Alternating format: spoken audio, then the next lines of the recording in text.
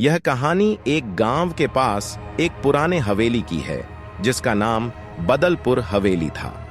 इस हवेली का नाम सुनते ही लोग घबरा जाते थे क्योंकि वहां पर रात को कुछ अजीब घटनाएं होती थीं।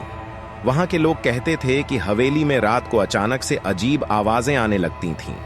उन्होंने सुना था कि रात के समय वहां पर अद्भुत छायाएं दिखती थीं और भूत प्रेत की आत्माएं घर के आसपास घूमती रहती थीं। एक दिन एक दूसरे गांव से एक बहादुर युवक नामक अर्जुन हवेली के बारे में सुनकर चुका नहीं सका। वह निर्विघ्न निकल पड़ा हवेली की ओर।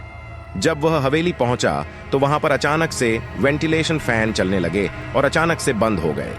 अर्जुन ने सोचा कि यह एक साधारण खराबी हो सकती है, लेकिन फिर वह एक डरावनी आवाज सुना, अर्जुन, अर्जुन।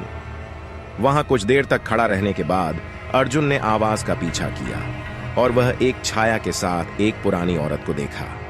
वह औरत अर्जुन की ओर हंसती हुई आई और कही, क्या तुम मेरी मदद कर सकते हो अर्जुन? अर्जुन डरकर पूछा, तुम कौन हो और क्या चाहती हो? औरत ने उसको बताया कि वह एक प्राचीन आत्मा है जिसकी आत्मा हवेली में फंस गई है।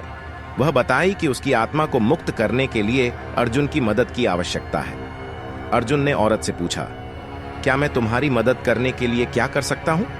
औरत ने कहा, मुझे मेरे अंतिम इच्छा का पूरा होने के लिए एक प्राचीन पुराना पत्थर चाहिए जो हवेली के बगीचे में है। अर्जुन ने इस काम को मान लिया और वह बगीचे में जा गया। वहां पर उसने एक पुराना पत्थर ढूंढा और औरत के पास वापस ले आया। औरत ने पत्थर को देखकर कहा, धन्यवाद अर्जुन, अब मेरी आत्मा को शांति मिलेगी। औरत की आत्मा फिर से वहीं वापस चली गई और हवेली में कोई अजीब घटना नहीं हुई। इस कहानी से हमें यह सीखने को मिलता है कि भूत प्रेत नहीं होते हैं, बल्कि वह आत्माएं होती हैं जो अपनी अंतिम इच्छाओं को पूरा करने के लिए भटक रही होती हैं। अर्जुन की मदद से वह आत्मा शांति पा सकी और वहां के लोगों को रात की डरावनी आवाजों से मुक्ति मिली।